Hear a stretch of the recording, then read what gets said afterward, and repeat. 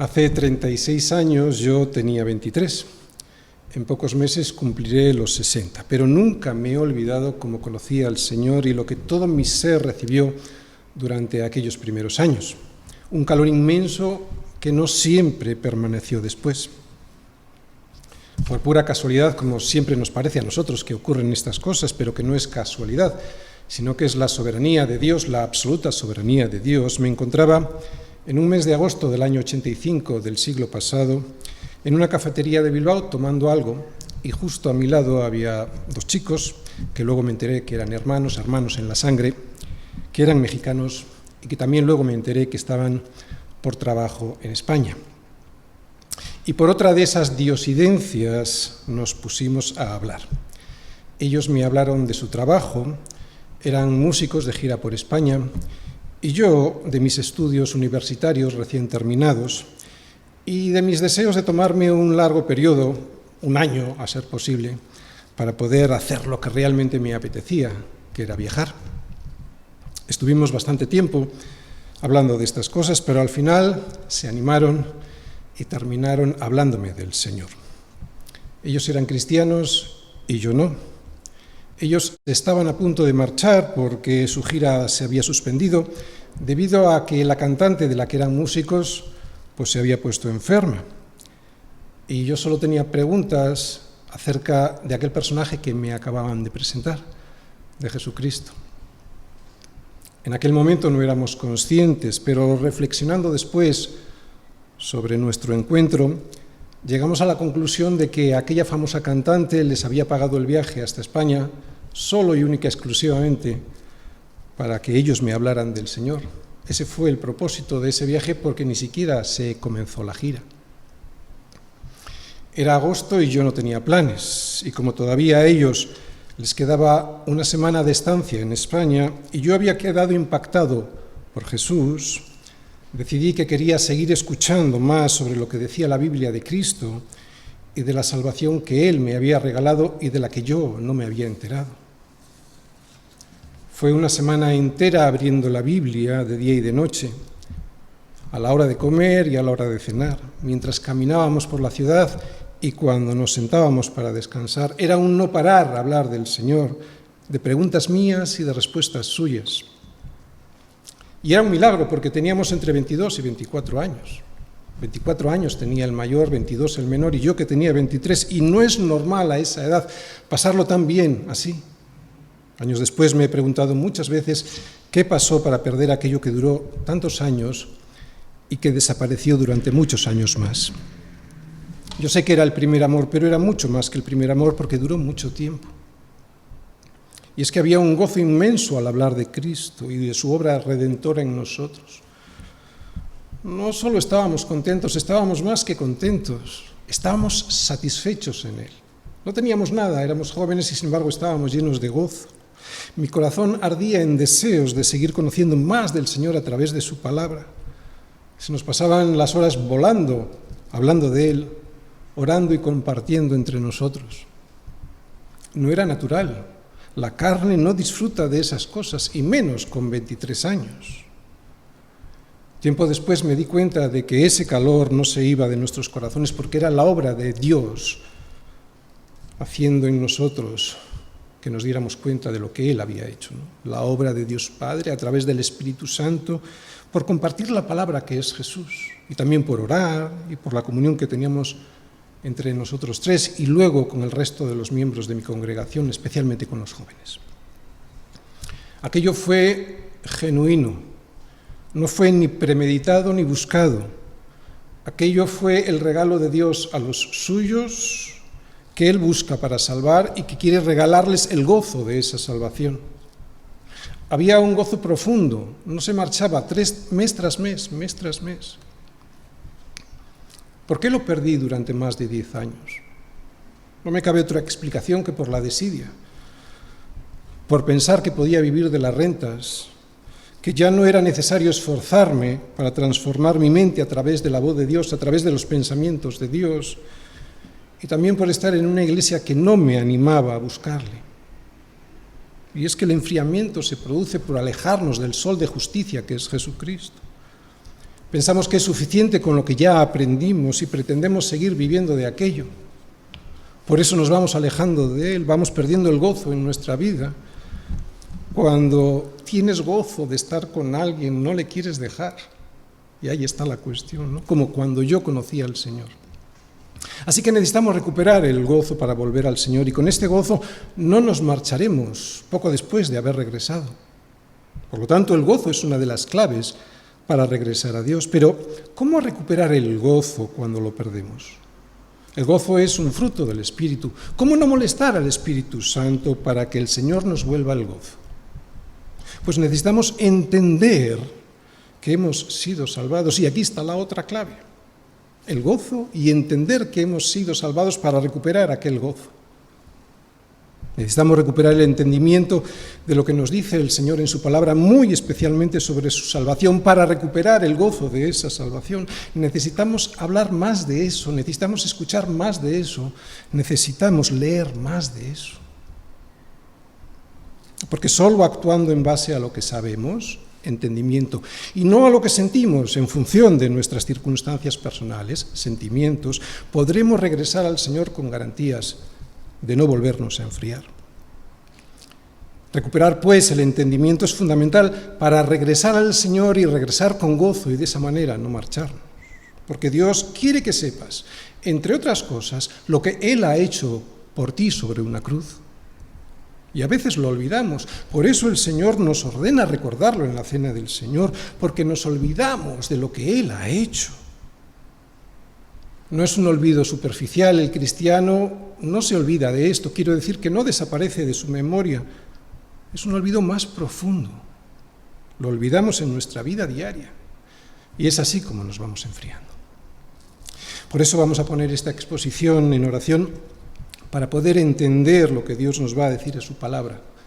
Necesitamos entender lo que Él ha hecho para recuperar el gozo de eso que Él ha hecho, y para que las pruebas no nos hundan. Señor, queremos poner este tiempo en tus manos para que tú nos hagas entender qué es lo que has hecho con nosotros, especialmente con la salvación que nos has regalado. Gracias, Señor, por ello. Pedimos que en este momento tú toques nuestros corazones para que lo podamos entender y de esa manera nos vuelvas el gozo. Y también, Señor, queremos pedirte que nos hagas entender lo necesarias que son las pruebas, porque a veces actuamos en función de nuestros sentimientos, y nuestros sentimientos son muy engañosos. Y las pruebas nos hacen pensar que tú ya no estás con nosotros. Pero no es así, las pruebas son fundamentales para que nuestra fe crezca. Por eso, Señor, muchas gracias por lo que has hecho, gracias por hacérnoslo entender, gracias por las pruebas, Señor. Ponemos este tiempo en tus manos para que podamos comprenderlo y así poder regresar con el gozo de haber sido salvados. En el nombre de Jesús. Amén. Uno de los mayores problemas al que nos enfrentamos todos los cristianos, porque afecta a nuestra fe, es el que normalmente denominamos enfriamiento espiritual. Este enfriamiento es la situación a la que llega en ocasiones nuestra alma, que afecta a la santidad y que produce un estado de ánimo que nos lleva a una depresión espiritual, o sea, a la falta de gozo. Esta depresión, esta falta de gozo se manifiesta en la práctica, en la falta de ganas de seguir peleando la buena batalla, en la falta de interés por seguir participando en la carrera que tenemos por delante y finalmente en una grave pérdida de nuestra fe, esa fe con la que nos habíamos ido manteniendo durante la vida. Pero este enfriamiento espiritual no surge de la noche a la mañana.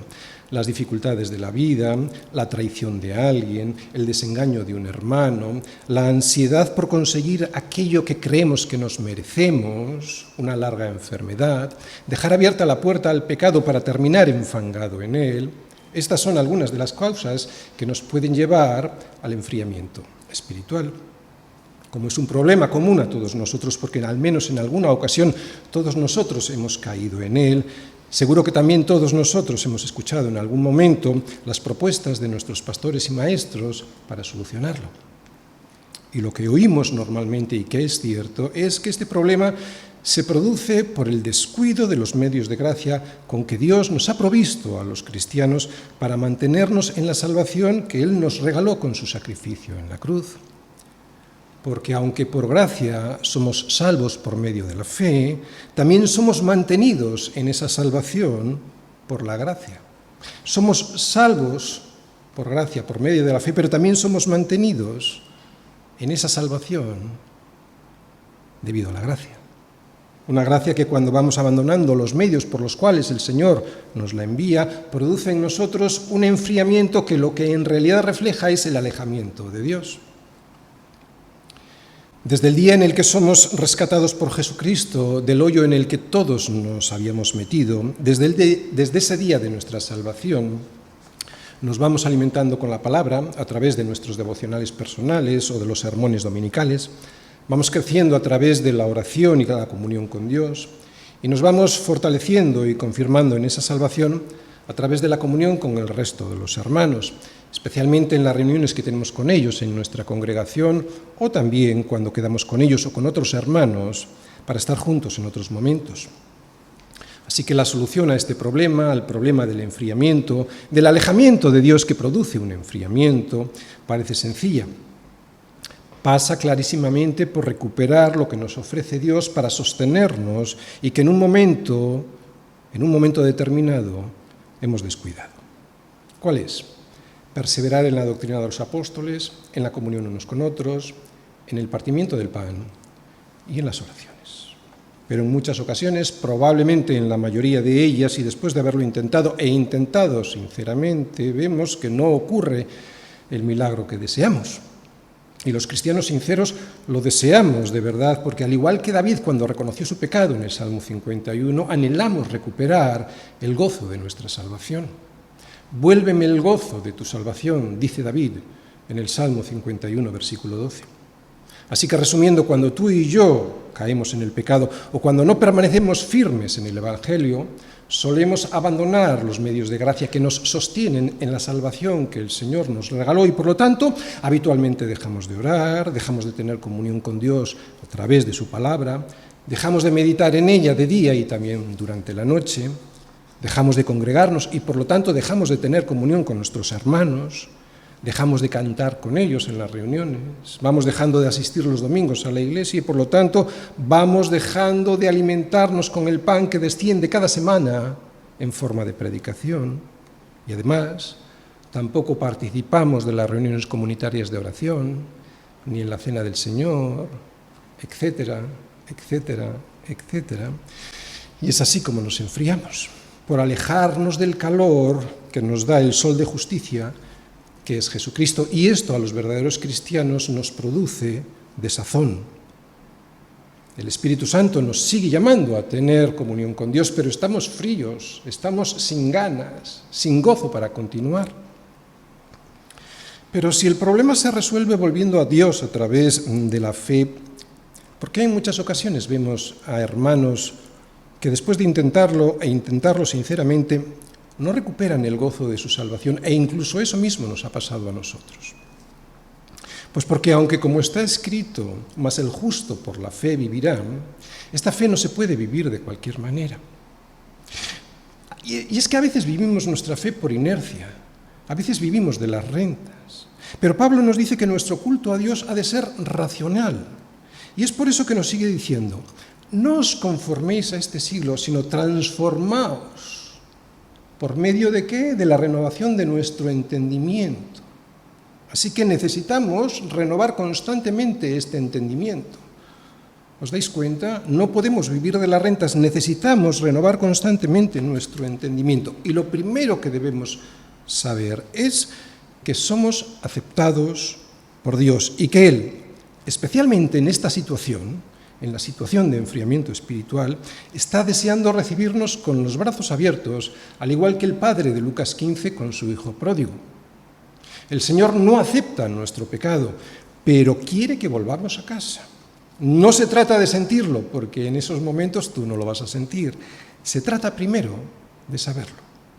Por lo tanto, para poder regresar a Dios como Dios quiere que regresemos y hacerlo de manera efectiva, nos hemos de dar cuenta de nuestra situación de miseria espiritual y llorar por ella. Es lo que hizo el hijo pródigo cuando, volviendo en sí, dijo: ¿pero qué hago yo aquí? Claro, volviendo en sí. ¿Qué hago yo aquí? ¿Cuántos jornaleros en casa de mi padre tienen abundancia de pan y yo aquí estoy por las esquinas llorando y tirado por el suelo, perezco de hambre? Pero esto, regresar al sitio donde nunca tuvimos que haber salido, esto solo se puede hacer cuando uno vuelve en sí y razona. Así que aquí está la clave: volver en sí, pensar, razonar nuestra situación y tomar las decisiones en base a eso que sabemos y no en base a lo que sentimos, porque engañoso es el corazón más que todas las cosas. Así que el primer paso para poder regresar a Dios y recuperar el gozo de la salvación no lo podemos dar en base a nuestros sentimientos, porque lo que sentimos cuando estamos fríos espiritualmente no nos va a invitar nunca a seguir al Señor. Lo que debemos hacer es hacerlo basados en lo que sabemos. Y lo primero que sabemos es que Él quiere que regresemos. ¿Cuántas veces nos dice Pablo? Más sabemos que el juicio de Dios, pero sabemos que todo lo que dice la ley, porque sabemos que la ley es espiritual, porque sabemos que toda la creación gime a una, porque sabemos. Pablo no dice porque sentimos, él dice yo sé, yo lo sé. Por ejemplo, en Romanos 8:28, y sabemos, no lo sentimos a veces, pero sabemos que a los que aman a Dios, todas las cosas les ayudan a bien. Esto es, a los que conforme a su propósito son llamados. O en 2 Corintios 5:1, porque sabemos que si nuestra morada terrestre, este tabernáculo, nuestro cuerpo, se deshiciere, tenemos de Dios un edificio, una casa no hecha de manos, eterna, en los cielos. Muy bien, pues es en algún sentido esto lo que les estaba diciendo Pablo a los filipenses cuando les escribió la carta que conservamos de él. La carta a los filipenses es la carta más alegre y entusiasta que conservamos de Pablo, y es por eso que me gustaría usarla de referente para poder entender y así poder saber cómo recuperar el gozo que perdemos cuando estamos desorientados por los problemas de la vida o por los que surgen debido a nuestro pecado. Situaciones que nos llevan en ocasiones a separarnos de Dios y por lo tanto a enfriarnos. El tema principal de la carta a los filipenses es el gozo en Cristo. Cómo regocijarse en el Señor, cómo regocijarse en la tribulación e incluso así aún poder vivir una vida plena en Cristo. Y entenderlo, volver en sí para recuperar el gozo que tenemos en Cristo, es fundamental para regresar al Señor o para no separarnos de Él y terminar fríos. Quiero hacer un resumen de los 4 capítulos. En el primer capítulo vemos cómo los filipenses estaban preocupados por Pablo y por su situación en la prisión en Roma. Claro, estaban sin gozo.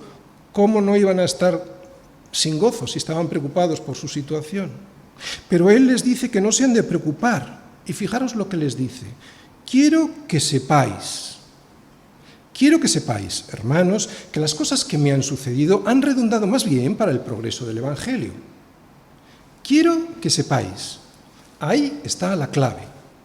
¿Qué había pasado en la prisión y que tenían que saber los filipenses para estar con gozo? Pues que precisamente, y gracias a su prisión, todo el pretorio había oído hablar de Cristo. Y también los cristianos en Roma, al ver su valor, el valor de Pablo, y los resultados de ese valor, se atrevían mucho más a hablar la palabra sin temor. Además les dice que hay algunos hermanos en Roma que predicaban porque le tenían envidia y que esperaban aumentar sus aflicciones en la prisión, porque claro, ellos salían a predicar y como él no podía salir a predicar. Hay que decir que no eran falsos maestros, si no Pablo lo hubiese dejado claro, pero sus intenciones al predicar no eran las correctas. Pues Pablo, incluso en esta situación, encontraba el propósito de Dios, diciendo que los que predicaban por envidia y por contienda, en el fondo lo que estaban haciendo era anunciar a Cristo y eso era suficiente para él. Y los filipenses tenían que saber la realidad profunda de lo que estaba sucediendo en la prisión en Roma y en la mente de Dios también. ¿Por qué? Pues para no perder el gozo del que sabe que Dios tiene el control de todo. Por eso Pablo podía tener gozo por encima de todo. ¿Cómo es posible? Otra vez, pues porque Pablo entendía los propósitos de Dios, él pensaba como piensa Dios. Ya en el capítulo 2 intuimos que entre los miembros de la Iglesia había discordias y contiendas, malos entendidos. Dice, nada hagáis por contienda o por vanagloria, les dice Pablo. Antes bien, con humildad, estimad cada uno a los demás como superiores a vosotros mismos. No miréis cada uno por lo suyo propio, sino que cada cual mire también por lo de los otros. Y les sigue diciendo, haced todo sin murmuraciones y contiendas. E inmediatamente les manda a gozarse. Dice, y asimismo gozaos y regocijaos también vosotros conmigo. Yo que estoy en la prisión, que estoy con gozo, vosotros regocijaos conmigo. Pero antes de decirles que se gocen, les recuerda que han de estar asidos a la palabra de vida. ¿Para qué?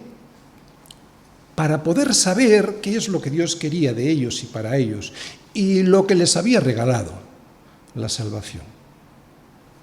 Pablo sabía que podían estar cansados de la dureza de la vida y hasta crispados entre ellos, pero les anima a que se gocen porque se puede estar con gozo incluso en circunstancias adversas.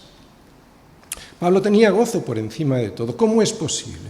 Pues porque él sabía cuáles eran los propósitos de Dios. Él pensaba como piensa Dios. Y esto, pensar como piensa Dios, es fundamental para recuperar el gozo que perdemos cuando queremos volver a Dios y no marcharnos a los 5 minutos. En el capítulo 3 les advierte de los malos obreros y que sus falsas enseñanzas les pueden traer desesperanza. Por eso les avisa de que si la fe no es correcta, si su confianza no está puesta solo en Cristo, jamás traerá las bendiciones de la salvación y por lo tanto tampoco el gozo en el Señor. Sabemos que Cristo es nuestro único consuelo, por eso nuestra confianza, nuestra vista ha de estar siempre puesta en Él, en lo que sabemos de Él, para no perder o para recuperar el gozo de la salvación.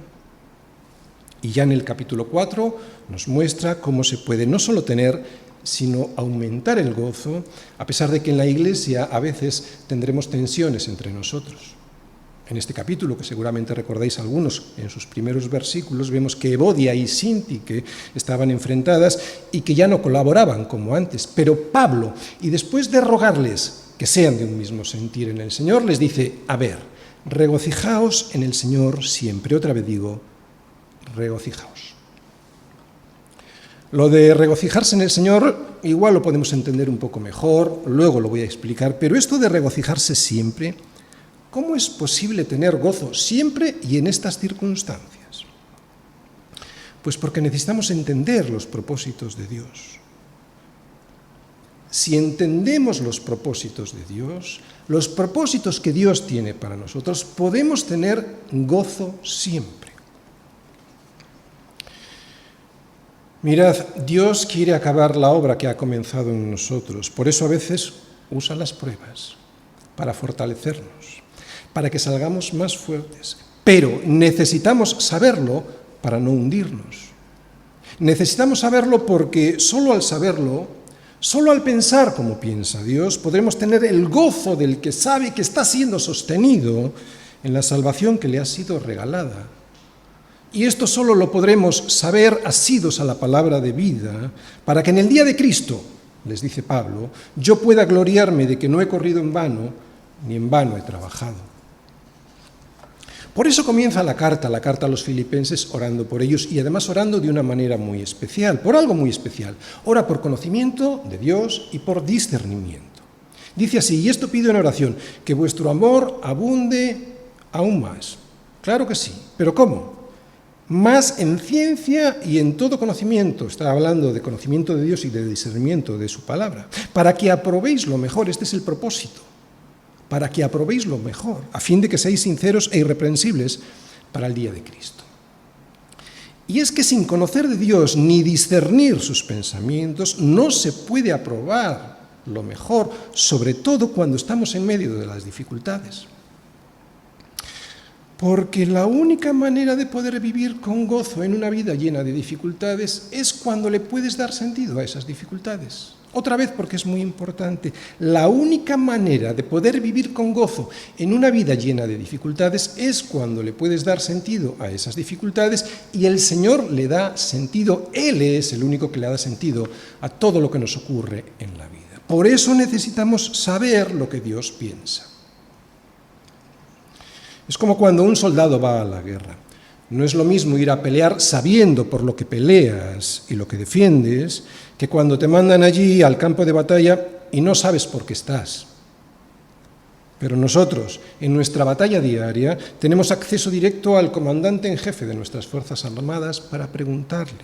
Y él nos va a informar a través de las Escrituras, de la comunión unos con otros, del partimiento del pan y de las oraciones, por qué estamos en la pelea, contra quién peleamos y el propósito que tiene la pelea que peleamos. En Cristo sabemos contra quién peleamos y por qué lo hacemos. Y eso, aunque no quita el sufrimiento de la prueba en sí, la prueba sigue estando ahí, no añade el dolor de aquel que no sabe qué le está pasando. Y además, sobre todo, y esto es muy importante, produce el gozo de saber que la prueba tiene un propósito bueno, el propósito de que mi fe crezca al igual que mi santidad. Por eso recuperar el entendimiento es clave. El volver en sí de Lucas 15 es fundamental para regresar a él. Y es lo que intenta transmitir Pablo a la iglesia en Filipos. Regocijaos en el Señor siempre, les dice. Otra vez os digo, regocijaos, pero en el Señor. La solución, pues, no es volver a Dios a través de sus medios de gracia, pero haciéndolo en nuestras fuerzas, o sea, con un corazón equivocado.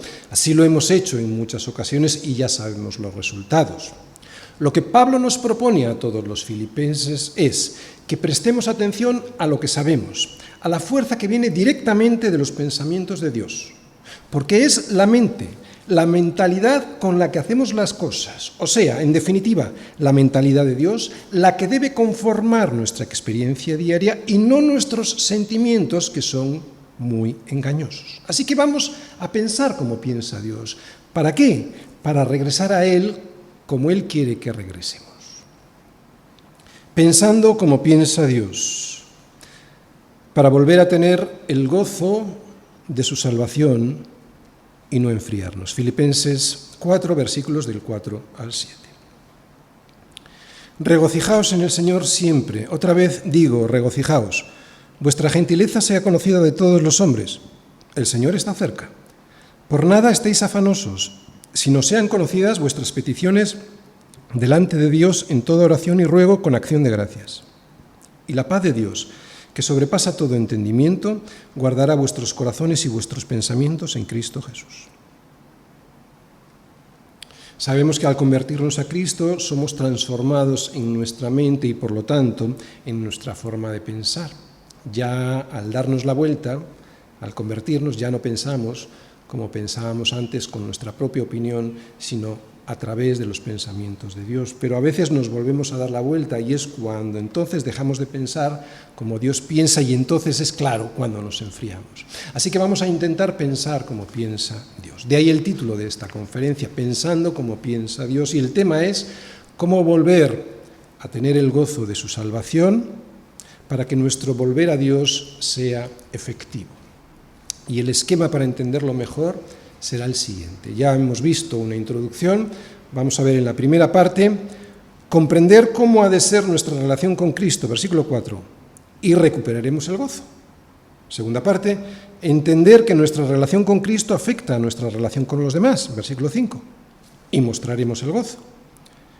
Tercera parte, entender que nuestra relación con Cristo afecta a nuestra relación con nosotros mismos, versículos 6 y 7, y no dejaremos el gozo.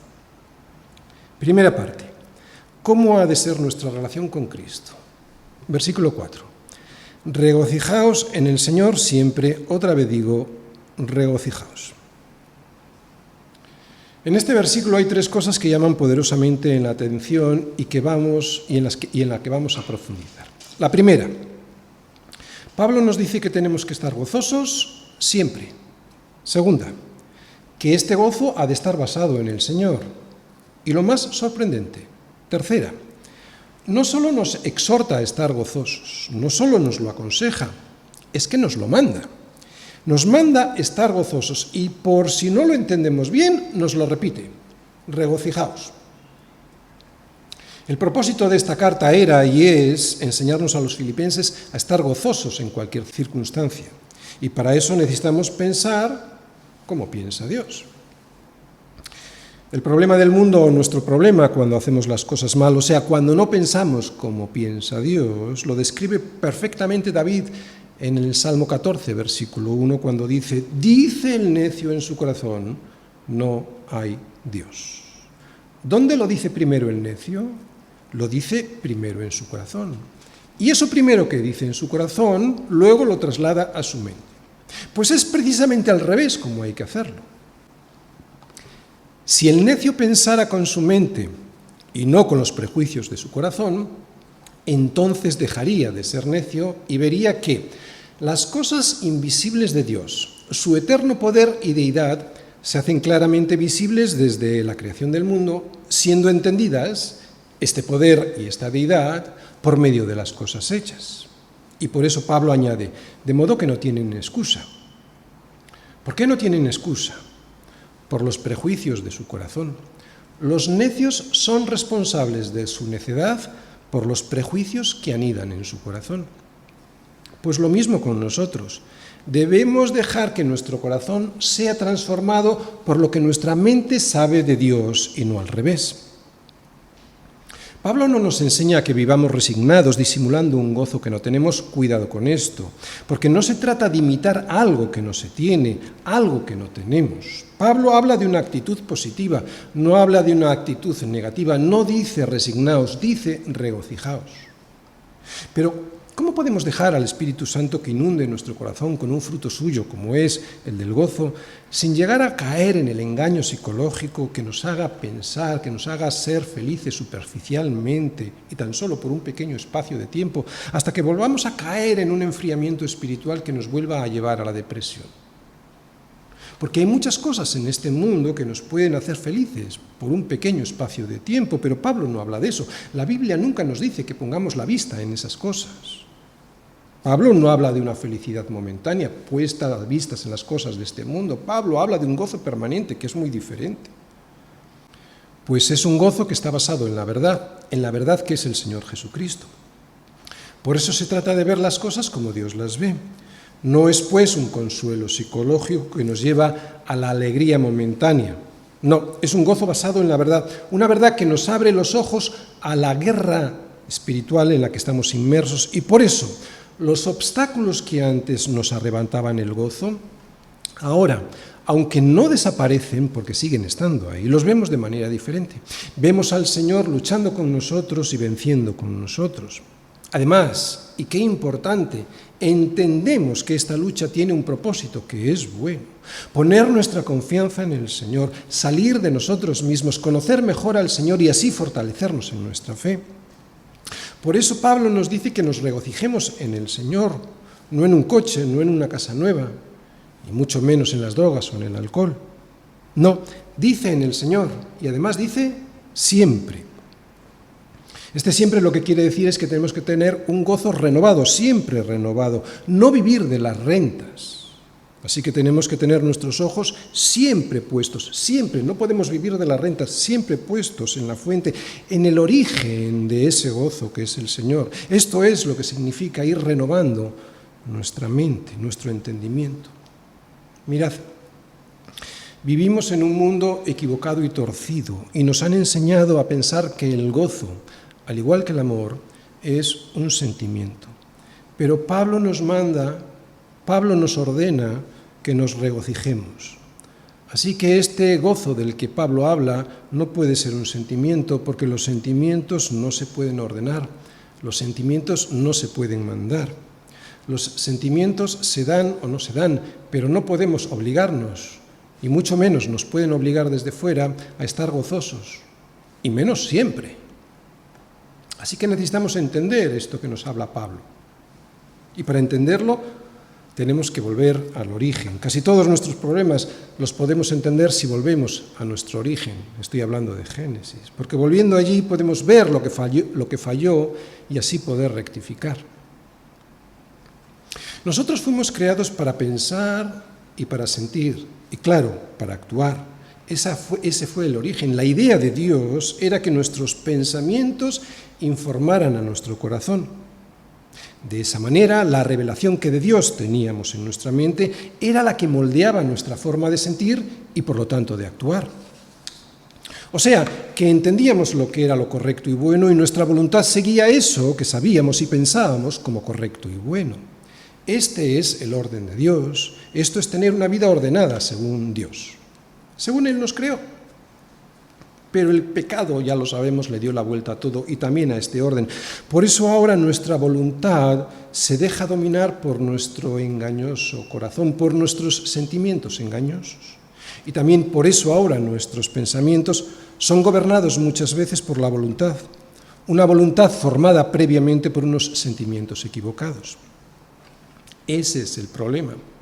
Y por eso ahora solo somos capaces de regocijarnos cuando nos sentimos bien. O sea, lo que David nos dice en el Salmo 14, versículo 1. Dice el necio en su corazón, no hay Dios. ¿Dónde lo dice? En su corazón. Un corazón informado por su propia opinión y no por la revelación que de Dios tenemos en su palabra. Aquí está la solución, pues, nos la da Pablo. Regocijaos en el Señor, en lo que sabemos del Señor. Así pues, este gozo nunca ha de estar basado en cómo nos sentimos debido a nuestras circunstancias personales. Ha de estar sustentado en lo que sabemos, en la roca que es Cristo y en la salvación que Él nos ha conseguido a través de su sacrificio en la cruz. Fijaros, Pedro dice algo muy similar. Pedro, en su primera epístola, nos dice que tú y que yo tenemos una herencia incorruptible, incontaminada e inmarcesible, reservada en los cielos para nosotros. En esto que sabemos y que no tenemos que olvidar es de donde nos viene el gozo. Por eso sigue diciendo, en lo cual vosotros os alegráis. ¿En qué nos tenemos que alegrar? En esa herencia, en la herencia que tenemos en los cielos. Aunque ahora, por un poco de tiempo, si es necesario, tengáis que ser afligidos en diversas pruebas. ¿Para qué? Ahora viene el propósito de la prueba. Para que sometida a prueba vuestra fe, mucho más preciosa que el oro, el cual, aunque perecedero, se prueba con fuego, sea hallada esta fe en alabanza, gloria y honra cuando sea manifestado Jesucristo, a quien amáis sin haberle visto, en quien creyendo, aunque ahora no lo veáis, os alegráis con gozo inefable y glorioso. Y termina diciendo, muy importante, cosas en las cuales anhelan mirar los ángeles. Estas cosas en las cuales anhelan mirar los ángeles son las cosas que nos son anunciadas en el Evangelio para nuestra salvación. Los ángeles están con la boca abierta. Yo creo que ni se creen el vuelco que Dios le dio a la humanidad, a la situación de la humanidad. Una humanidad que por justicia debía ser condenada, sí o sí, y sin embargo Dios se entregó a sí mismo para que podamos ser salvos en Él. Esto es en lo que anhelan mirar los ángeles, pues es en esto, muy especialmente en esto, en lo que tenemos que tener siempre nuestra mente puesta. Así pues, para volver a Dios y no dejarle, y no le dejaremos porque estaremos con el gozo del que nos habla Pablo y también Pedro, entonces no debemos volver basados en lo que sentimos debido a nuestras circunstancias personales. Debemos hacerlo estando firmemente anclados en la comunión con Cristo y en lo que sabemos acerca de Él y la salvación que nos entregó. Podemos rematar esta verdad con las palabras del mismo Jesús a sus discípulos poco antes de entregarse. En Juan 15:11 les dice que tendrán gozo y eso a pesar de toda la persecución que estaba a punto de ocurrirles. Él les dice, estas cosas os he hablado para que mi gozo esté en vosotros y vuestro gozo sea cumplido. Pero ¿qué es lo que les ha dicho? ¿Qué les ha estado hablando para que debido a eso, a lo que les ha estado hablando, su gozo esté en ellos a pesar de las dificultades que les van a sobrevenir? Bueno, si vais a Juan 15 leeréis que Él es la vid verdadera y nosotros los pámpanos y que por eso sigue diciendo, permaneced en mí y yo en vosotros, permaneced en mi amor. Separados de mí, nada podéis hacer. Si permanecéis en mí, mis palabras también lo harán en vosotros. Así pues, cuando sus palabras permanezcan en nosotros hasta el punto de que sean ellas las que nos influyan en nuestra manera de pensar y por lo tanto de sentir y de actuar, entonces tendremos el gozo del que el Señor nos habla y Pablo nos manda. Solo entonces podremos volver con gozo y no le dejaremos. Cuando su palabra nos influya de una forma mucho más poderosa que lo que nos pasa, cuando su palabra nos moldee más que lo que el sistema de valores de este mundo intenta hacer con nuestra mente y corazón, será cuando podremos tener el gozo de la salvación y no querremos dejar al Señor. Es así como quiere el Señor que volvamos a sus brazos cuando nos hemos enfriado, aunque sintamos dolor por algo, pensando sus pensamientos, poniendo nuestra vista en las cosas en las cuales anhelan mirar los ángeles, que es la salvación tan grande que nos ha sido dada por gracia. Saber que nuestra propia justicia es como trapo de inmundicia, y al saberlo, entender en nuestro corazón que hemos sido justificados por Cristo, esto es lo que produce un gozo que trasciende a cualquier problema que podamos tener en esta tierra. Es por eso que nos podremos gloriar, regocijar en las tribulaciones. ¿Por qué? Lo vuelve a decir Pablo. Porque sabemos, a veces no lo sentimos, pero sabemos que la tribulación produce paciencia, y la paciencia prueba. Y la prueba, una vez que la pasamos, una vez que hemos sido aprobados en esa prueba, claro, produce esperanza. Una esperanza que no avergüenza, porque el amor de Dios ha sido derramado en nuestros corazones por el Espíritu Santo que nos fue dado. ¿Cómo no nos vamos a regocijar si hemos sido salvados de la condenación eterna? ¿Cómo no nos vamos a regocijar si somos justificados por la fe, una fe que ha sido derramada por Dios en nuestros corazones debido al amor que Él nos tiene? Ha sido derramada a través del Espíritu Santo. Es una fe que nos lleva a su presencia aquí y también en la eternidad. Esto es lo que tenemos que saber cuando queremos regresar a casa del Padre. Pero para ello debemos volver en sí, debemos razonar y decirnos, ¿qué hago yo aquí? ¿Cuántos jornaleros hay en casa de mi Padre que tienen abundancia de pan y yo estoy aquí tirado llorando, pereciendo de hambre? Así es como tenemos que volver a Dios cuando nos enfriamos, sabiendo quién soy yo, quién es Él y lo que hizo, hace y hará por mí. Eso es lo que trae gozo. Así que regocíjate en el Señor siempre, incluso cuando sientas dolor, regocíjate, otra vez te digo, regocíjate en Él, en lo que hizo y en lo que hace por ti, tu salvación. Así pues ha de ser mi relación con Cristo, de un agradecimiento inmenso que produce un regocijo que me acerca cada día más a Él. Además, dependiendo de cómo sea mi relación con Él, va a ser también mi relación con los demás e incluso conmigo mismo.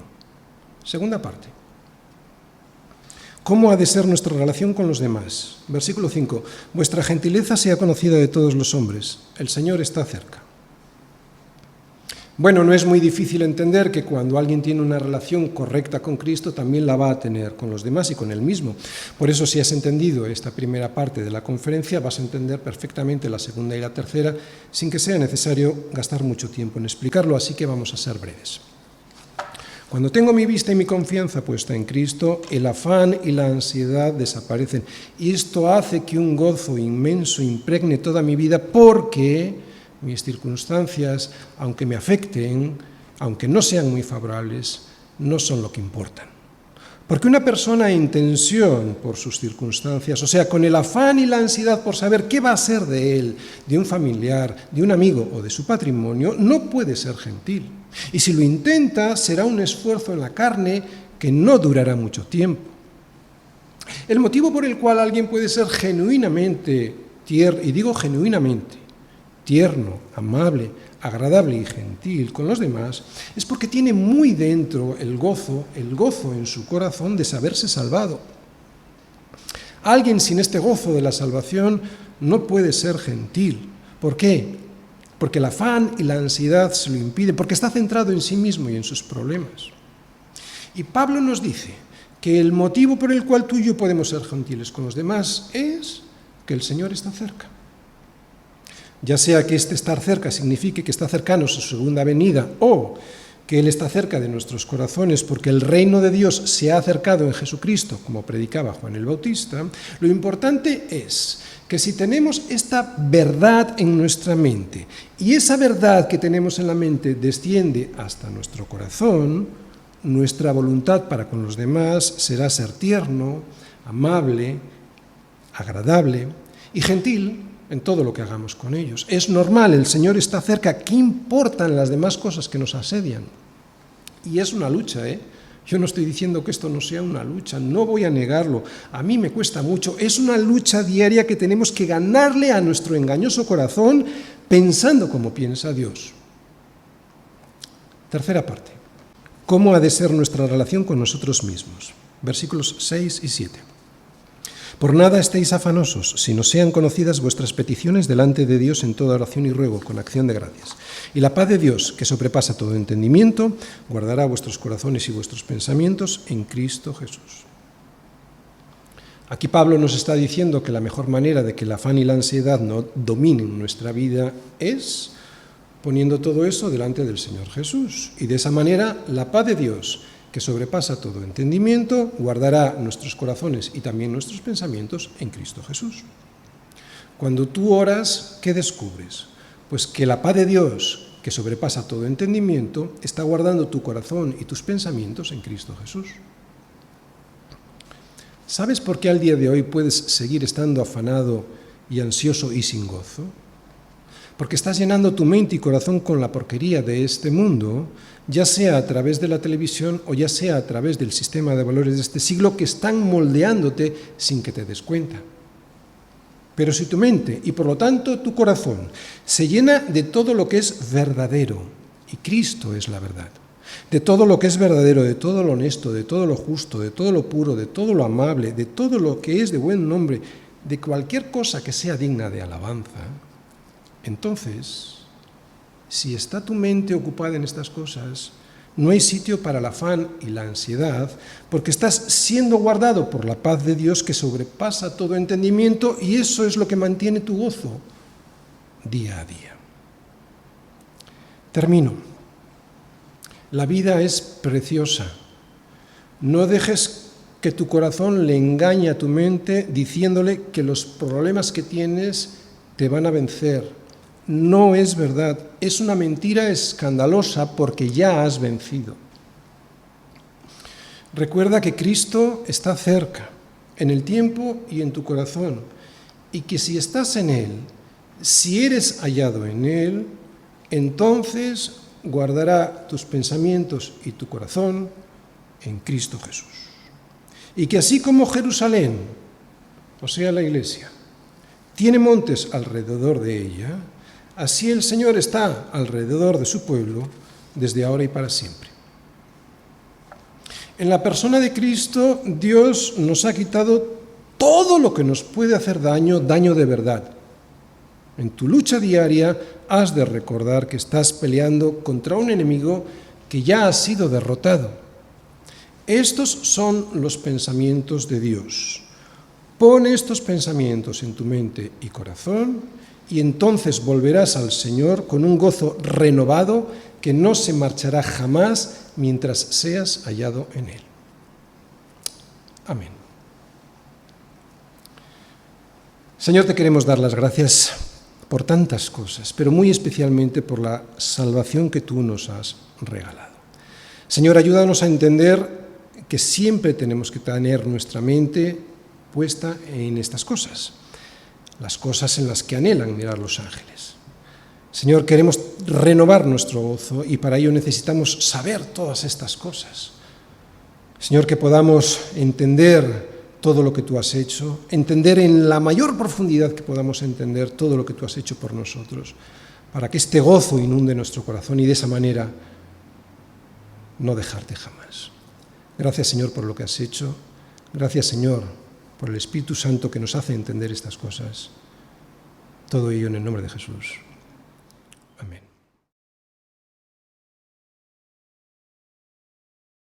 Confío que se haya entendido lo mejor posible, pero aún así, como hemos dicho, vamos a abrir un turno de preguntas y yo espero poder responder. Así que adelante, ¿quién se anima a hacer la primera pregunta?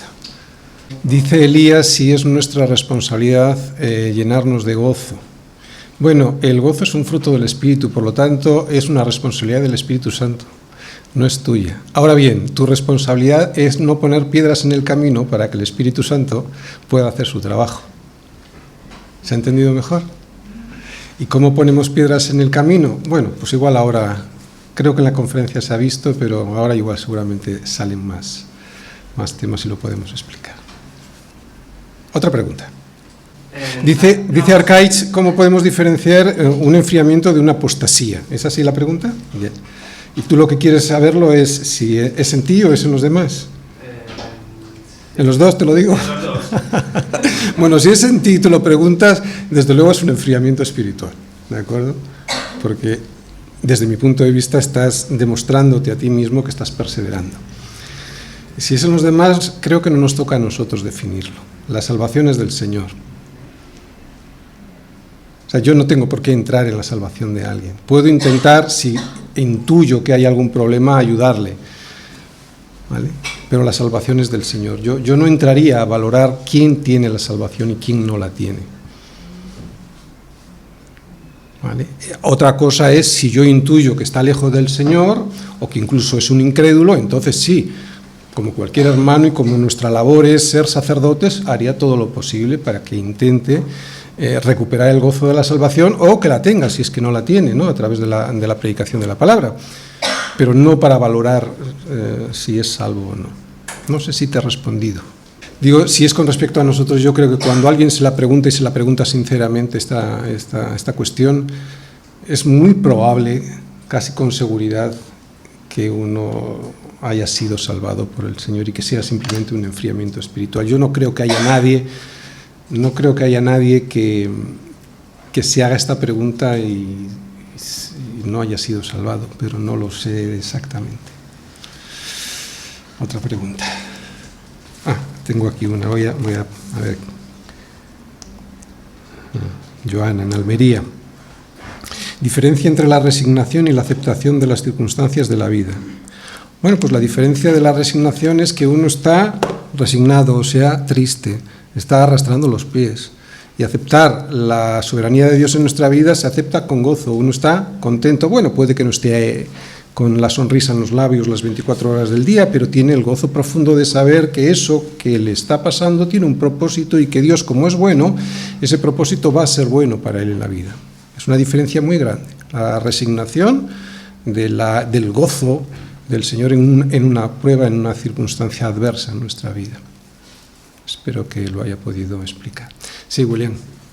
Sí, claro que se puede perder el gozo estando en comunión.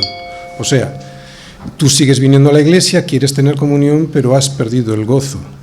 El gozo siempre está basado en tu salvación, ¿te das cuenta? El gozo es porque has sido salvado. El gozo es porque te has dado cuenta quién eres y lo que el Señor ha hecho contigo. Por eso yo en toda la conferencia he intentado hacer ver que de lo que se trata es de que entendamos y que sepamos eso que entendemos, no de lo que sentimos, porque a veces sentimos que nuestra vida está muy mal, pero cuando uno vuelve a recuperar su entendimiento, o sea, cuando uno vuelve en sí, el volver en sí de Lucas 15, del hijo pródigo, es cuando la mente vuelve a recuperar eso que Dios ha hecho contigo y a pesar de ser quien eres, te acepta, abre sus brazos y eso tiene que producir en nosotros una alegría que trae un gozo.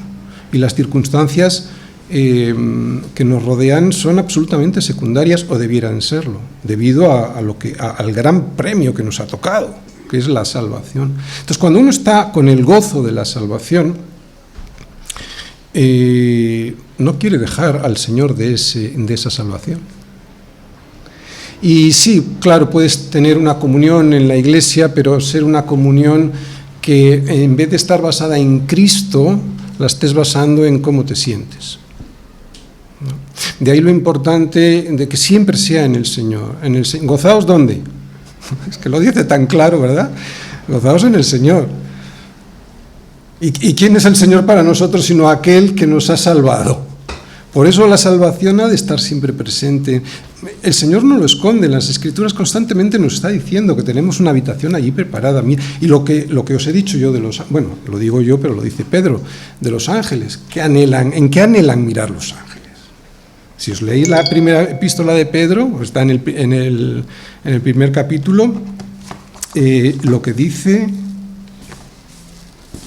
a ver, ¿qué versículo es? Primera epístola, capítulo 1, versículo 12, las cosas en las que anhelan mirar los ángeles es en eso. Todo lo que nos ha sido anunciado, habla de los profetas en aquel momento, ahora anunciado a través de las Escrituras, en eso anhelan mirar. ¿Y qué es eso? Sino todo lo que Dios ha hecho para salvarnos, ¿no? Claro, porque lo ha hecho con los hombres, no lo ha hecho con los ángeles caídos.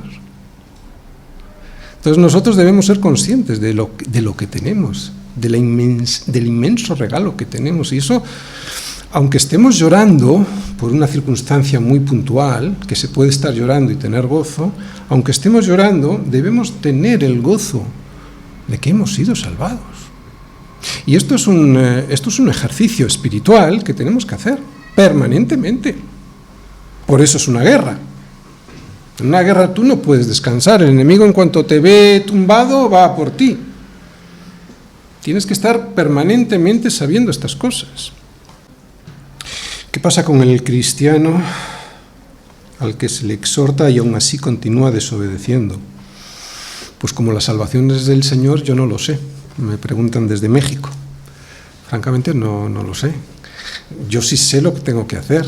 Lo que tengo que hacer es seguir exhortando hasta que el Espíritu Santo me diga basta, ¿no? Porque hay veces que, pues que las perlas no son para los cerdos y por lo tanto el Evangelio no se ha de arrastrar sin más.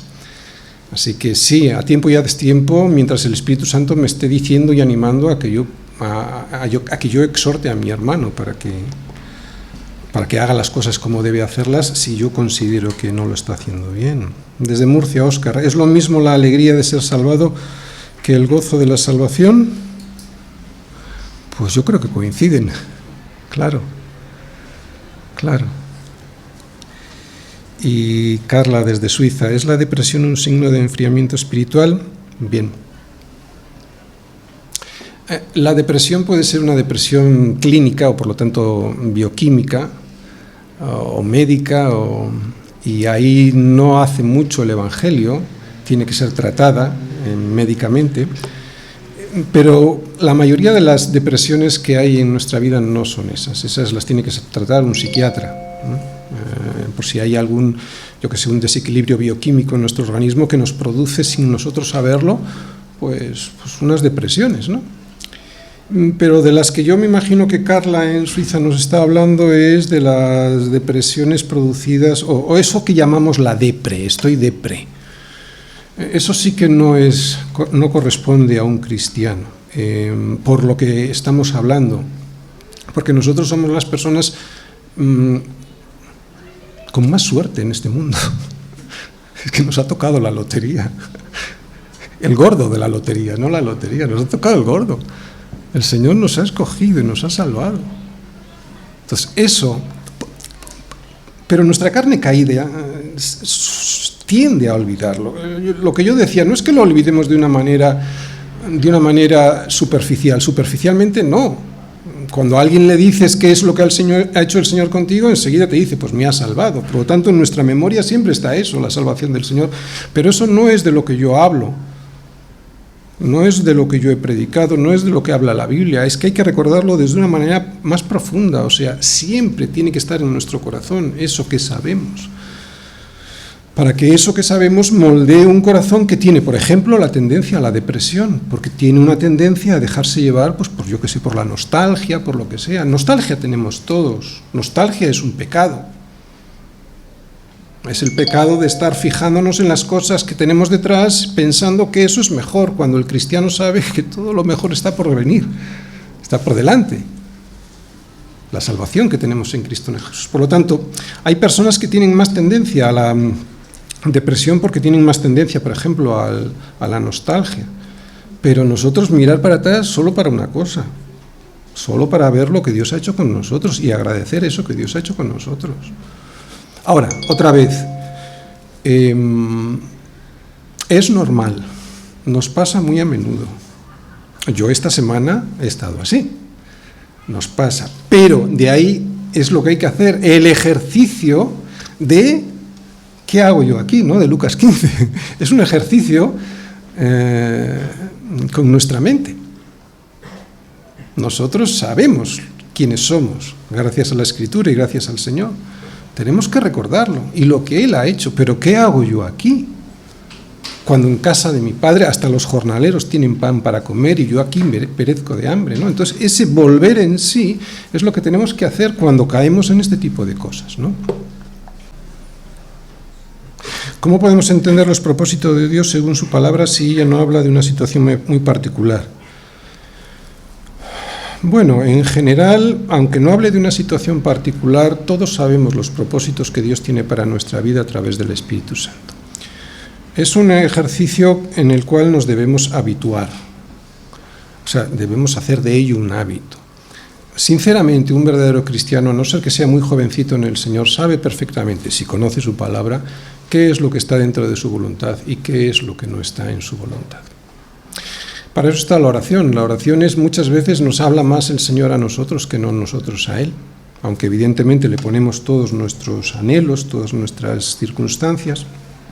Si tenemos una muy buena comunión con el Señor y hemos entendido lo que dice la palabra, las oraciones muchas veces nos desvelan nuestro propio corazón, nos desvelan nuestro egoísmo, nos desvelan que nuestras intenciones no son las correctas, etc.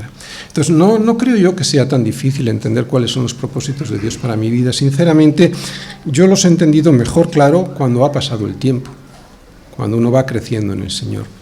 Por lo tanto, aunque no estén todas las cosas puestas en las Escrituras, sí que el Espíritu Santo, a través de lo que sabemos de Él en estas Escrituras, nos van a decir si eso es un buen propósito, o sea, es un propósito de Él o no. Esa es mi opinión. Lucy, en México también, para ese regocijaos es necesario tener la mente de Cristo. Claro. Es cuando estamos en Cristo, cuando somos salvos, y es cuando estamos en Cristo cuando tenemos el gozo de esa salvación.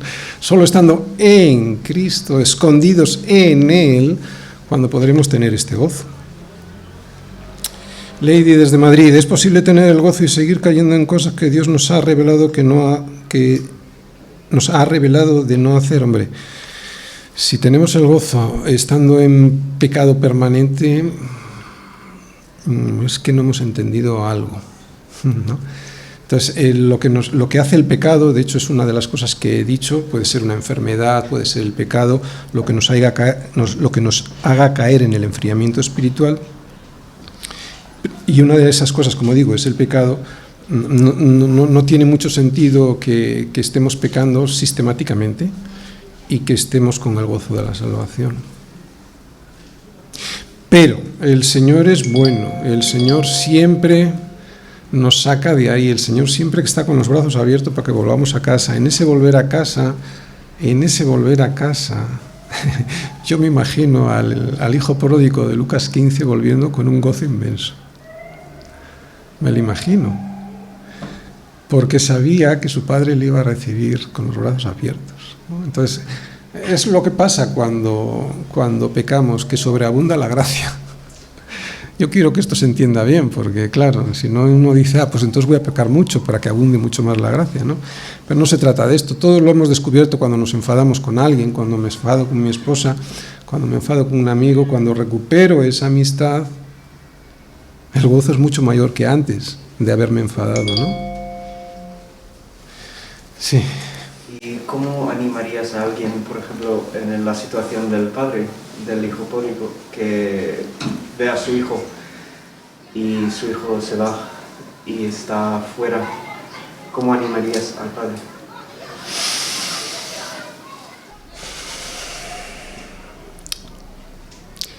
A mí solo entiendo, dentro de los medios de gracia que Dios nos da a la Iglesia, solo entiendo una posibilidad, o por lo menos la mayor, y es la oración, acompañamiento en oración.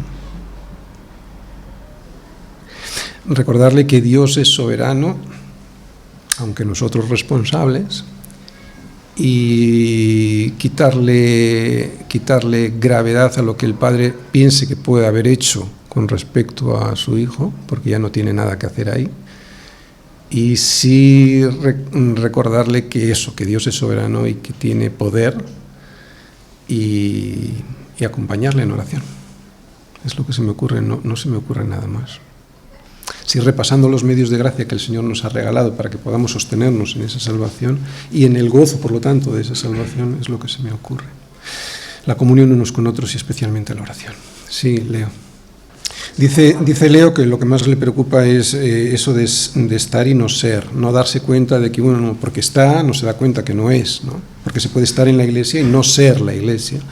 Sí, pero recuerdo no haber tenido un primer amor así como tú lo explicas, del que perseguir y buscar y no saciarse. No recuerdo haberme visto así, es como una general que tiene que pasar. Vale, no lo creo yo así, no lo creo yo así. Hay muchos tipos de conversiones. Que nadie piense que porque no ha tenido una conversión, y bueno, y no la he contado, si la cuento te quedas con la boca abierta. El Señor fue muy bueno conmigo. Y puede ser muy bueno contigo con este gozo, y puede ser muy bueno contigo con una situación desesperante. Porque así como fue muy bueno conmigo cuando me convertí, y hubo todo ese gozo, fue muy bueno conmigo cuando me dediqué al ministerio y fue todo lo contrario, no había más que lágrimas. Así que, de todas formas, lo que tú me preguntas es lágrimas producidas por la persecución, no porque yo no quería servir al Señor, sino por la persecución. Y sin embargo eso es una gran misericordia del Señor. No, yo no creo que tenga que haber vamos a decir, una alegría especial, que se muestre, por lo menos que se demuestre de una manera especial. Sí que una ansia de querer ir a comer al restaurante. Yo eso sí. O sea, si hay alguien que no ha tenido este ansia de querer ir al restaurante a comer una buena comida, yo creo, no sé, podría ser que todavía no. Luego podemos perderlo, ¿no? Ay, otra vez al restaurante. Claro, te han dado tan bien de comer que ya pierdes el sabor de la buena comida, ¿no? Eso suele pasar a veces. Por eso yo en casa suelo recordar muchas veces, Señor, gracias por el gusto que me has dado y no lo he perdido, ¿no? Porque puedo dar por hecho algo que es un milagro. O lo bien que cocina mi esposa. Gracias, Señor, porque puedo acostumbrarme. Así que, bueno, pues lo mismo vosotros. Dad gracias porque tenéis una iglesia, que hay sitios en este mundo en los que es muy difícil estar en una iglesia, encontrar una iglesia o encontrarla con sana doctrina. Pero no creo que sea imprescindible. Dice, buenas tardes, pastor, ¿las pruebas miden nuestro verdadero gozo en el Señor? No. No, tú puedes tener pruebas y tener gozo, y puedes no tener pruebas y tener gozo. Por lo tanto, las pruebas, no sé si he entendido bien la pregunta, pero las pruebas ni miden ni dejan de medir nuestro gozo en el Señor. El gozo del Señor es algo que nosotros podemos sentir en nuestro corazón cuando sabemos que hemos sido salvados, ¿no? Y ese gozo lo comparamos con nuestra situación anterior, a dónde íbamos en este mundo y en el más allá, y eso nos produce un gozo, que produce un agradecimiento. Y lo dicho, puede ser en un momento en el que estamos llorando, ¿no? Azucena, en México. ¿Cómo saber si es gozo del Señor o emoción, o una emoción pasajera? Creo que lo he comentado y es un ejercicio que tenemos que hacer. Si a mí me regalan un iPhone nuevo y me pongo contento, yo sé que como está basado en ese iPhone nuevo, es una emoción pasajera.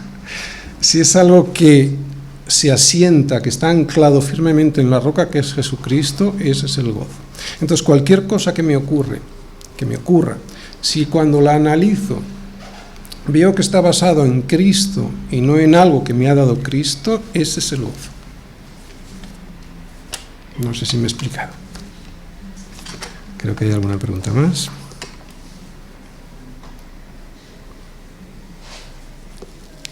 Dice ella, o bien, ¿cómo sería el gozo en las pruebas? Bueno, esto es muy difícil de explicar y incluso aunque lo explique bien, yo te aseguro que no lo vas a entender. Solo se entiende cuando se pasa. ¿Verdad que sí? Se lo pregunto a Cecilia porque Cecilia entiende lo que es estar mucho tiempo ingresada en un hospital. Entonces, ¿cómo sería el gozo en las pruebas? Bueno, solo lo sabes cuando estás en prueba y tienes gozo. Lo puedo intentar explicar. Es cuando te das cuenta de que no se trata de ti, que se trata de Él. Yo te lo puedo explicar en mi experiencia personal. Mi experiencia personal fueron muchísimos años de muchas pruebas y muy duras, desde un punto de vista médico, y estar diciéndole siempre al Señor, Señor, si tú me sanas, yo te voy a servir. Señor, si tú me sanas, yo te voy a servir. Parece muy piadoso, ¿verdad? Pero ¿dónde está puesta mi esperanza? En las cosas de Dios. Si tú me sanas, no está puesta en Cristo. Cuando cambió todo en mi vida, cuando vi que el gozo en la prueba era real, no cuando me sanó, sino cuando le dije, Señor, aún así te voy a servir. Y no me había sanado. Ahí es donde viene el gozo. Curiosamente, luego no me sanó, pero sí sustentó toda mi enfermedad para que yo hoy pueda estar con vosotros. ¿Alguien más? Dice Esteban, la diferencia entre felicidad y gozo. Felicidad es cuando, gozo puedes estar satisfecho, incluso llorando, y felicidad, pues hombre, felicidad solo estás feliz cuando sientes algo que está puesto en un propósito pasajero, ¿no?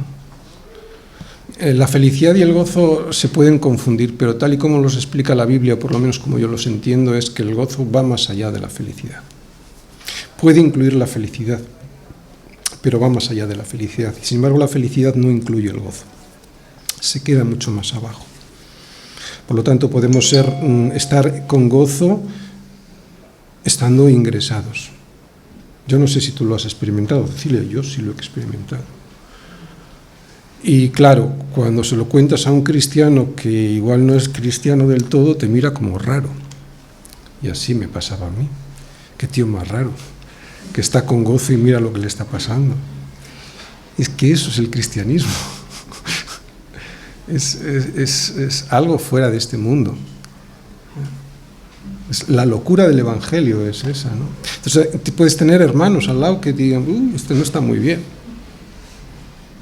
Y tú contarlo con toda tu pasión y toda tu... y darte cuenta y, no lo vas a entender aunque te lo explique. Y efectivamente lo explicas y no lo entienden, ¿eh? De hecho, ¿cuántas veces lo he explicado yo desde aquí? Y sé que muchos no lo entendéis. Lo entenderéis el día en el que estéis boca arriba y diciendo, ¿de dónde vendrá mi socorro? Ese día puede que sí, que lo entendáis, de verdad. Por eso decimos que las pruebas son una bendición. Claro, porque prueban efectivamente nuestra fe. Ahora ya sí sé que creo y que creo de verdad, ¿no? Como las pruebas de un examen en la universidad, cuando sé que realmente he aprobado, soy licenciado o graduado, cuando me hacen la prueba y la he pasado. Entonces viene el gozo de haber pasado la prueba. Óscar, ¿cómo animar a un hermano que se está enfriando espiritualmente? Ejemplo, declararle sus pecados.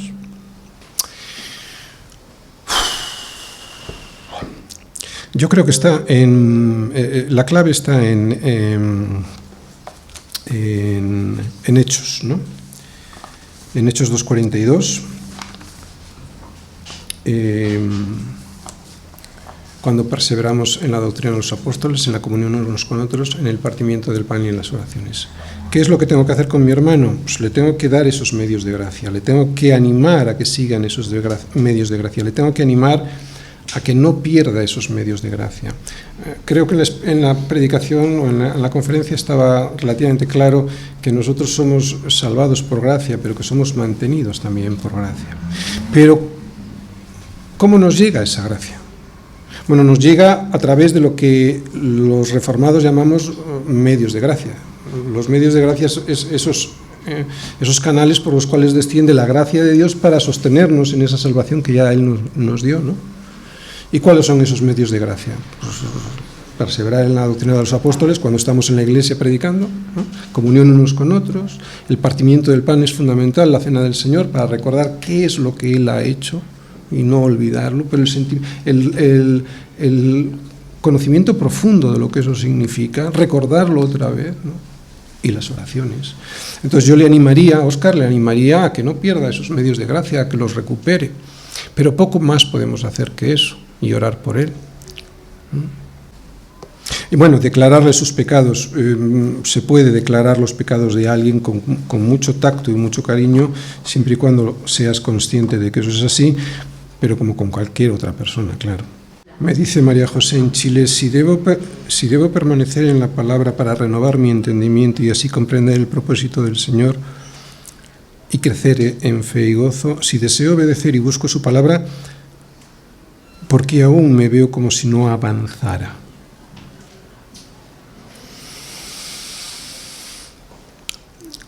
Bueno, el crecimiento en nuestra fe es casi como una línea de dientes de sierra, ¿no? A veces subo, a veces bajo. Yo, María José, me fijaría más en el conjunto que en un periodo muy determinado, muy escaso de tiempo. ¿Por qué? Porque puede que ese análisis lo estés haciendo cuando estés bajando, ¿no? Pero si tú lo miras en el conjunto de varios años, y es muy probable que, y como te conozco, es muy probable que digas, no, sí que he avanzado. Claro, evidentemente no como a ti te gustaría haber avanzado, eso nos pasa a todos los que verdaderamente queremos servir al Señor, nos damos cuenta que estamos muy lejos. Cada día nos damos más cuenta de que estamos más lejos, pero eso no significa que estemos más lejos, significa que somos más conscientes de que estamos más lejos, ¿no? Entonces, si estás en la palabra, si anhelas buscar al Señor a través de la palabra, de la comunión unos con otros, de las oraciones y participando de la cena del Señor, creo que sí que estás avanzando. Sí, ¿quién había por aquí? Yo he insistido mucho en esto. Siempre he insistido en que la Iglesia solo son 4 cosas. Podemos tener más. No lo niego y hasta podría ser bueno, pero no debemos dejar las 4 cosas fundamentales que son las que nos dicen en Hechos 2:42. ¿Hechos 2:42? Perseverar en la doctrina de los apóstoles, y muchas iglesias no lo hacen. Predican sentimientos. Tener comunión unos con otros. Pero verdadera comunión, la comunión tiene que estar basada en Cristo. O sea, cuando nosotros terminamos la reunión, estar hablando no específicamente del Señor, pero sí que cualquier cosa que hagamos esté el Señor en el centro, ¿no? Puedes estar hablando de tus estudios, pero siempre, de alguna u otra manera, la gloria se la está llevando el Señor en esa conversación y no tú, ¿no? Las oraciones, ¿cuántas iglesias oran? ¿Cuántas iglesias tienen oraciones, reuniones comunitarias de oración? ¿Y cuántas de esas que las tienen, esas reuniones están llenas de la gente que va los domingos a la iglesia? ¿Cómo hacemos la cena del Señor? ¿La hacemos con entendimiento realmente? ¿Desde aquí se explica bien y desde ahí se entiende cómo se debe de entender? ¿Qué es lo que pasa? Que elegimos las iglesias por la música que tienen, ¿no? Porque eso nos hace sentir, cuando es al revés. El sentimiento tiene que surgir de lo que sabemos, porque si no es un sentimiento equivocado, o puede serlo. Mi sentimiento tiene que surgir de lo que sé, porque si tengo un sentimiento que surge de una cosa que está equivocada, pues ¿cuántos sienten bien y sabemos que están mal? Por lo tanto, y resumiendo, dejar tantas cosas accesorias. Yo no estoy en contra de los grupos de jóvenes en absoluto. A mí me encantaría tener un grupo de jóvenes fuerte y que se lo pasen bien en el Señor. Pero si no hay, en la Biblia yo no veo grupos de jóvenes. Mirad, tenemos un gran problema y es la religiosidad. Los evangélicos somos muy religiosos también, decimos y ponemos y señalamos a estos que tenemos aquí enfrente. Nosotros somos muy religiosos, tan religiosos que hemos aprendido una religión y cuando el pastor desde aquí nos muestra algo que no es acorde con la religión que hemos vivido tradicionalmente, la evangélica, decimos, está mal. Pero lo que tenemos que hacer es analizarlo en base a las Escrituras. Entonces, otra vez, por poner ejemplos, ¿puedo tener grupo de jóvenes? Claro, sí. Pero si mi iglesia no lo tiene, ¿mi iglesia no va a avanzar? No, yo no los veo en la Biblia. Y así un montón de cosas. Otra vez, todo lo que se salga de esas 4 cosas, para mí es accesorio. No digo que esté mal, digo que es accesorio. Y por lo tanto lo que podemos hacer es fijarnos y poner el esfuerzo en esas otras cosas accesorias y no en lo importante, que tampoco es tanto. Son 4 cosas. No es las paredes de este sitio. No es el equipo de música ni la alabanza si cantamos muy bien o no. A mí me encanta oír desafinar aquí a mi amigo. Yo creo que pronto mira para atrás, pero es él. En definitiva, no se trata de eso. Se trata de lo fundamental. No se trata de que cantemos muy bien. No digo que cantemos muy mal a propósito, pero otra vez, ¿a qué venimos a la iglesia? ¿No? ¿Cuántas visitas tenemos? Vosotros los habéis visto. ¿Cuántas permanecen? ¿Qué buscan? Es lo que yo me pregunto, ¿no? Por si algo estoy haciendo mal. Entonces vuelvo a Hechos 2:42. ¿Qué es lo que estamos ofreciendo? Con esto no estoy diciendo ni criticando a nadie, simplemente estoy diciendo que cuanta más enseñanza correcta tengamos, cuanta más teología correcta tengamos, cuanto más doctrina correcta tengamos, nuestra santidad será menos afectada hacia el mal y más hacia el bien. Por eso Lucas en Hechos nos dice, lo primero es la doctrina de los apóstoles. De nada me vale tener oración si está basada en una doctrina que no es la de los apóstoles. De nada me vale la cena del Señor, ni tampoco me vale nada la comunión unos con otros, ni las oraciones. La doctrina es fundamental, porque esa es la que nos va a dar la medida del resto de las cosas. Por eso tenemos que saber esa doctrina y recordarla y saber que el Señor ha hecho en nosotros grandes cosas. Si mi reacción ante las pruebas de mi fe no son también medida de mi gozo, Carlos en Colombia.